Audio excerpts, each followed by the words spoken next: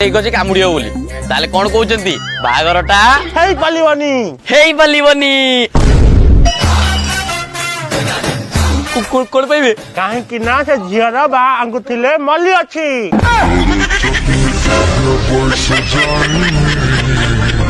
ଆଉ ଏମିତିରେ ବି ସେ ଝିଅର ମୁହଁ ତା ମା ମୁହଁ ସହିତ ମ୍ୟାଚ୍ ଖାଉନି।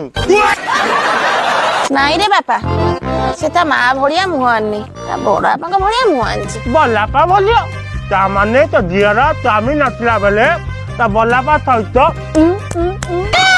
ଆପେ ର ବେପରେ ମାଡ ଖୁଏବୁ ନା କଣ ଟିକେ ଚୁପ ହେଇଯା ମାଡ଼ କଣ କହିନି ଏଟା କଣ ନୁଚାନିଆ ଢୁଲ ନା କଣ?